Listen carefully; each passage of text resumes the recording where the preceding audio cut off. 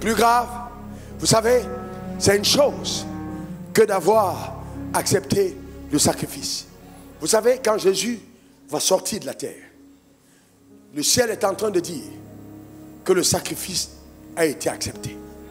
Parce que si on avait trouvé le péché, il ne serait jamais ressuscité. Il est le seul, pas le seul ressuscité. Non, beaucoup ont ressuscité avant lui, mais le seul qui a lancé le défi à la mort et qui a dit: je donne ma vie, personne n'a le pouvoir de me l'ôter, mais je la donne et j'ai le pouvoir de donner et de reprendre. En revenant à la vie, il a dit d'abord: petit frère, assieds-toi, c'est moi la vie. En aucun moment la mort ne peut défier la vie, en aucun moment. En sortant de la terre, pauvre, la terre était en train de dire qu'elle ne sera plus jamais complice de l'injustice, et que tout ce qui est mis en elle, qui n'est pas de Dieu, qui est injustement mis à terre, va sortir. La terre ne peut pas embrigader ce que Dieu a libéré. Donc Jésus est sorti, la terre l'a vomi en disant: non, je ne peux pas te garder, impossible. Entre-temps, les rois sont restés, les princes sont restés, d'autres prophètes sont restés, mais Jésus est la seule personne que la terre a vomi. En reconnaissant: je ne peux pas garder dans mon sein celui qui m'a créé. Je ne peux pas garder en moi celui qui m'a donné la possibilité d'être ce que je suis. Il prend donc Satan, il monte au ciel.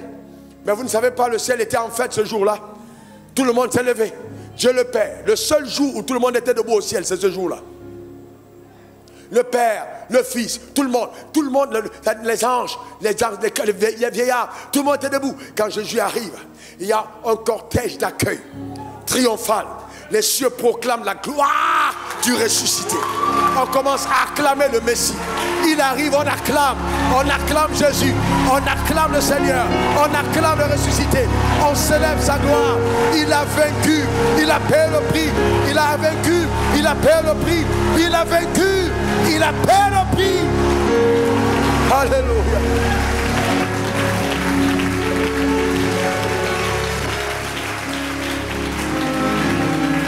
Et quand Satan arrive au ciel, et quand lui donne le verdict de la première instance, il porte appel à la cour céleste de justice en disant: monsieur le président du tribunal, votre honneur, je voudrais bien maintenant m'opposer justement au verdict qui a été rendu. Je fais appel.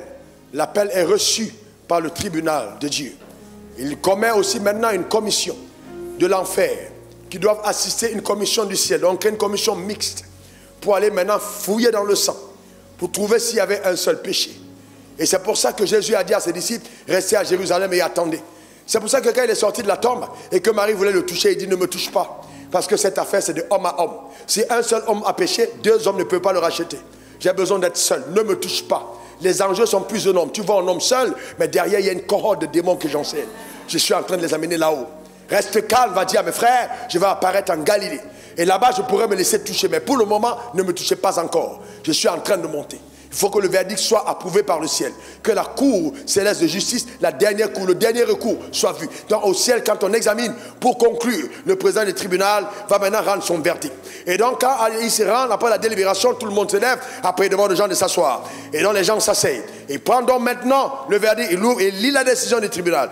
Compte tenu justement de ce que nous avons vu d'après les rapports des experts, la commission mixte du ciel, des experts du ciel et de l'enfer, nous avons donc, et ils ont conclu qu'il n'y avait vraiment pas de péché dans le sang de Jésus. Et selon notre loi, il est clairement écrit dans le code pénal du ciel, du royaume des cieux, que c'est l'homme qui pêche qui mourra. Cet homme donc qui a été mis à mort, Jésus-Christ, qui n'a pas commis de péché. Il est donc normal pour la cour céleste de justice de l'acquitter. Cependant, l'avocat des hommes, Jésus-Christ de Nazareth, a demandé justement qu'on puisse payer des dommages et intérêts. Ayant analysé, la cour a accepté ces dommages et intérêts, lesquels sont stipulés comme suivent. À partir de cet instant, toute personne qui sur la terre commet un péché, est née dans le péché et reconnaît que Jésus est mort au ciel, la cour approuve que Jésus prenne sa place et qu'il prenne la place de... Alléluia. Ce que nous sommes, parce qu'il est ce qu'il est. J'ai appris depuis longtemps à ne pas me vanter à partir de ma tête, parce que ma tête ne vaut rien devant Dieu. C'est pour ça que quand nous prions, souvent nous voulons cacher notre visage. Parce que nous ne voulons pas être, que ce soit ce visage qui soit vu. Non, il faut que ce soit la tête de Jésus qui soit vue.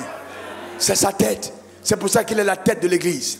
Est-ce que quelqu'un comprend? Quelle que soit la beauté de ta coiffure, tu es vilain devant Dieu sans Christ. Est-ce que quelqu'un comprend de quoi je parle? Il faut seulement le sang de Jésus pour pouvoir te redonner de la dignité. Et si, frères et sœurs, celui qui a créé le monde, Christ, a vécu sur la terre parmi les hommes et s'est attaché à la parole de Dieu, comment pouvez-vous imaginer un seul instant que vous allez réussir sans sa parole? La force de sa victoire, c'est qu'il a vécu selon ce qui était écrit. Nous devons attirer chacun d'entre nous notre attention sur le fait de s'abandonner dans les voies du Seigneur et de vivre selon la parole de Dieu. Si la parole a honoré la parole, à plus forte raison nous devons l'honorer